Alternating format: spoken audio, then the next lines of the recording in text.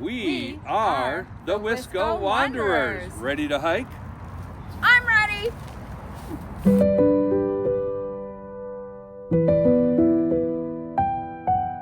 Hey there, good morning. Day 16, Uncle Buck here. And Peter Beauty here. As I said in the previous video, it's raining out today, and so we've got a 4-mile walk into Boiling Springs. We stayed the night at Alec Kennedy Shelter. And very nice shelter. Brand new privy, which is always a plus. Show a little bit of the shelter. I don't know, is it too dark? Kind of dark, yeah. Kind of dark. Okay. I could show you the privy though. The privy I'll go is slow. brand new. It's that light brown structure with a red cistern right next to it. So that's a cistern with the privy, and water is a 1/10 of a mile down the hill. Not too bad of a walk. Very strong stream, so easy to fill our water bottles and whatnot. And it was nice. We had the shelter to ourselves all night, so it was just peaceful. Yeah, very complete opposite No of snoring. the night before, yeah.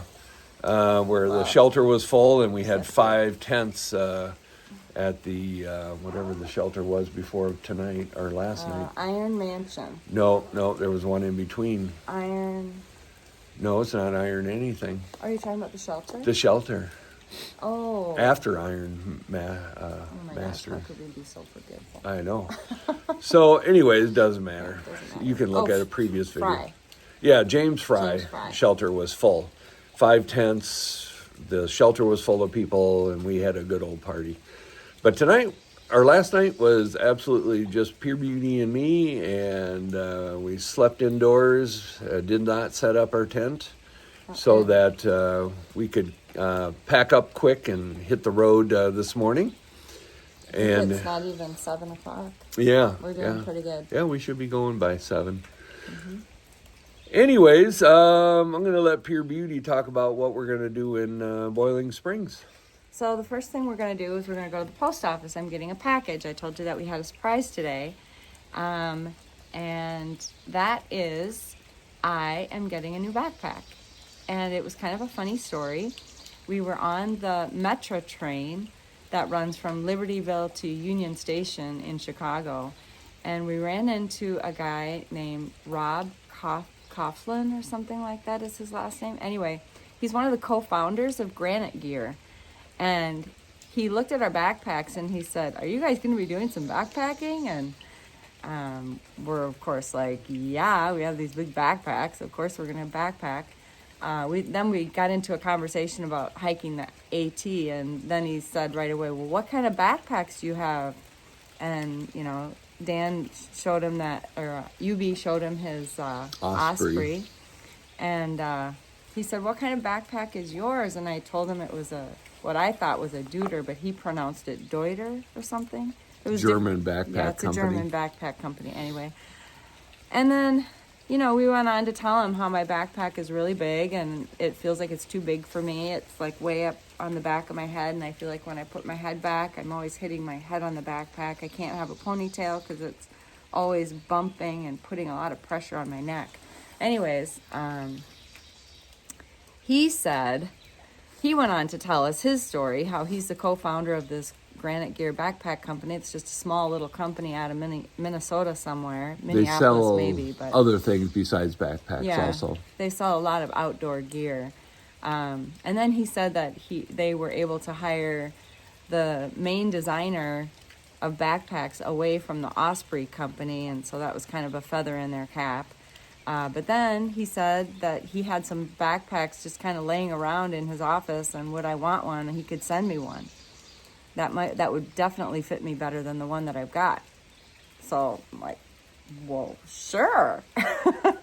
So it's at the post office in Boiling Springs. I'm going to go pick it up today. So anyway, I will end up doing a comparison for you, video that compares the two backpacks and tell you what I like about each one and which one I end up sticking with. So that will be kind of a fun thing to do. then after that, we are going to take a pause on our trip because we got a phone call last night. There's a family emergency and we need to go home. So we are going to rent a car in Boiling Springs and drive back to Wisconsin. Did you have anything to add to that? Yes. Okay. It's we're going to Boiling Springs to get the backpack, but then we got to go to Carlisle, Pennsylvania to get the car, Oh, that's which right. is about 20-30 minutes away. So not any real big, great detail change, but just for completeness.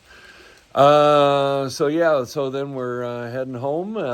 Not sure when we'll get back on trail. Maybe, who knows, maybe it'll be after Labor Day and we'll hit back to Harper's Ferry and go south and do that half of the trail. That was our original goal, is right after Labor Day, head south from Harper's Ferry. So we may have to come back to this section and go north next year, something like that. Yeah, we'll Depends see. how We'll it see goes. how things go. Yep.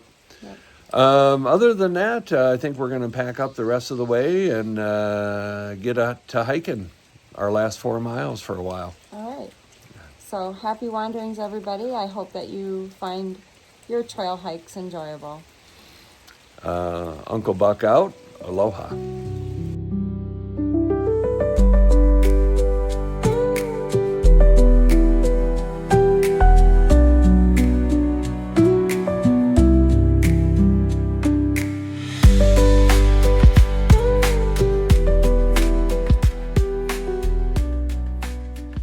Well, we're heading down the home stretch the last couple of miles into Hot Springs.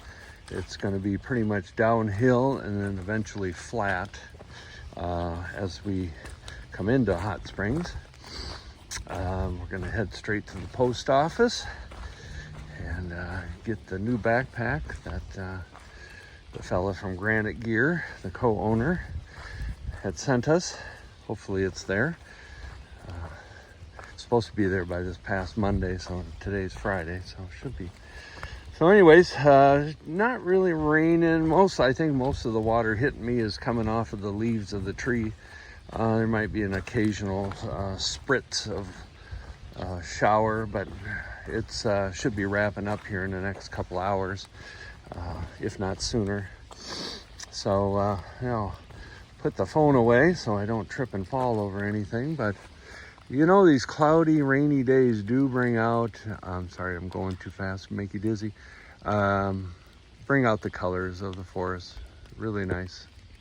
All right, well, we're coming down the home stretch for Boiling Springs, named after the geothermal thermal activity that goes on. They have hot pools of water and streams. So anyways, we're on the flats now. It just started raining a little harder. Now I think it's letting up. So.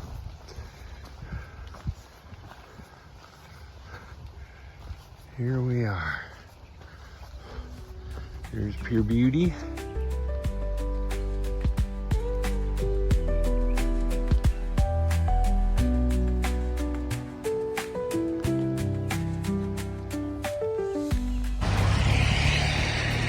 Just coming into Boiling Springs, coming over the river. She's swollen and running fast.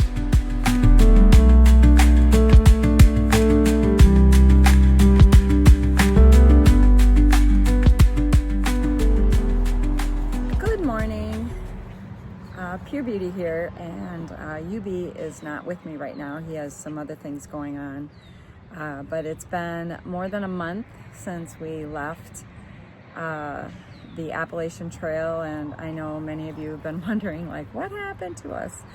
But it's taken me this long to get back to tying up all the loose ends and trying to finish up the last of our videos. And I realized as I'm finishing this last video that we never really did a closeout for our last day of hiking, which was hiking into Boiling Springs.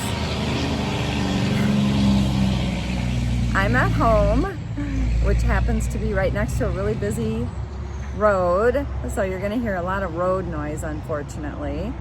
But I'm filming from our backyard, so I was hoping that it would be a little quieter, but it's not as quiet as I would like. Anyway, so at this point in our video, you have seen a few pictures. Dan took most of the pictures. I was really on a mission just to get to Boiling Springs and get to a rental car place so that we could get back.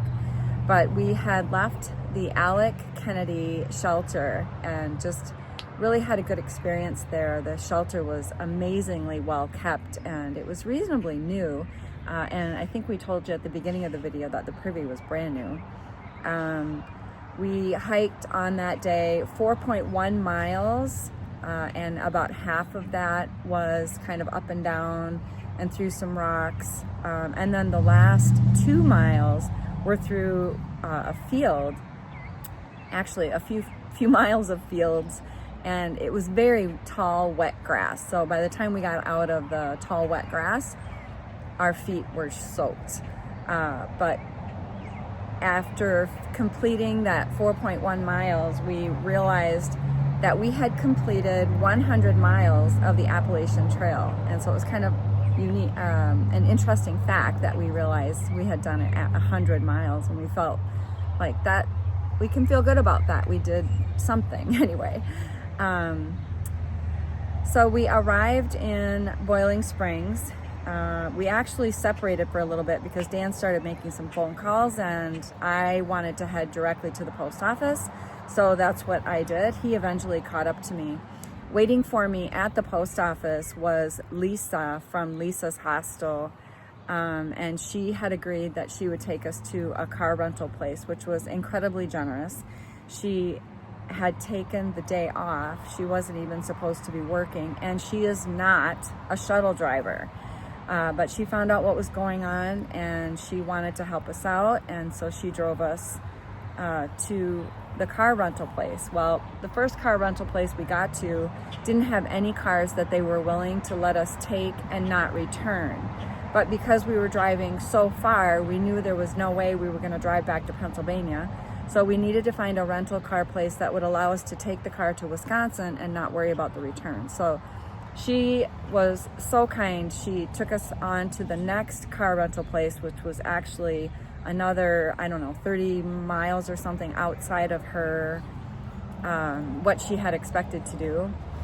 But she was just amazing. She was so kind and so helpful, and I just can't say enough good things about her because she was really like our last minute trail angel, getting us to a car rental place.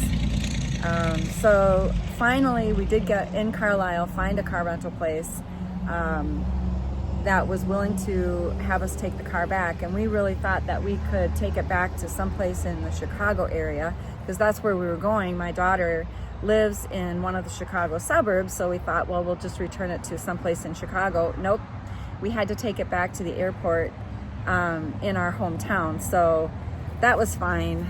I was just very grateful that we had a car to come back in. Eventually we got all of our stuff moved into the car. We stopped for a little bit of fast food, and then we were out of Carlisle by noon on May 9th. And then we drove a very fast 9 hours to our daughter's house in one of the Chicago suburbs. Once we arrived there, it was like 9 o'clock or so at night. We took showers, and you can imagine after that long drive, we weren't exactly ready to go to bed. So we stayed up for a little bit just to visit with them, and then we slept. And on Saturday morning, we got up pretty early and drove directly to the car rental.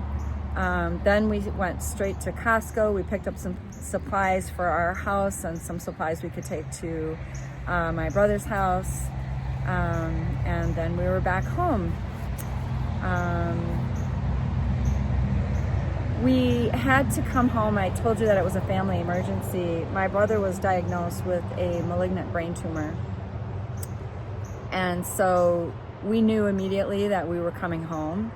It was really never a question. It was from the moment we found out, we started making arrangements. I was talking to my brother's wife on the phone, and my husband had already started trying to find a rental car and trying to even maybe find a shuttle driver that could come to where we were. And anyway, we got it all figured out. We got home,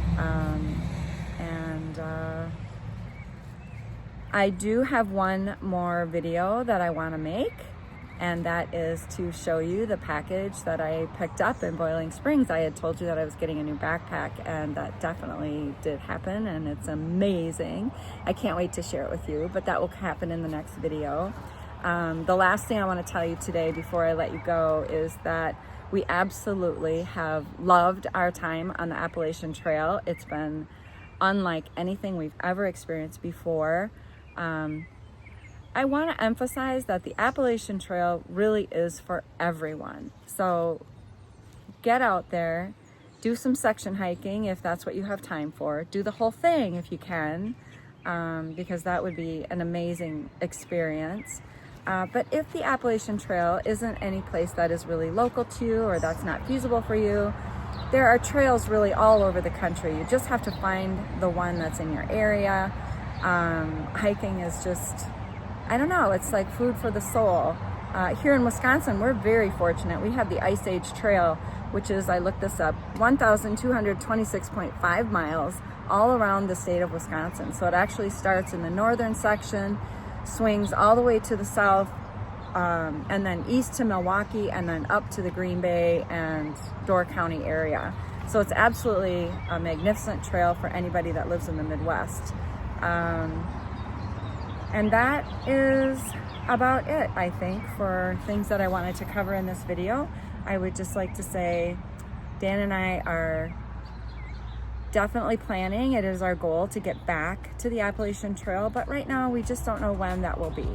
Hopefully soon, but we will let you know when that will happen. In the meantime, I hope that you can enjoy some hiking wherever you're at, and happy wanderings, everybody.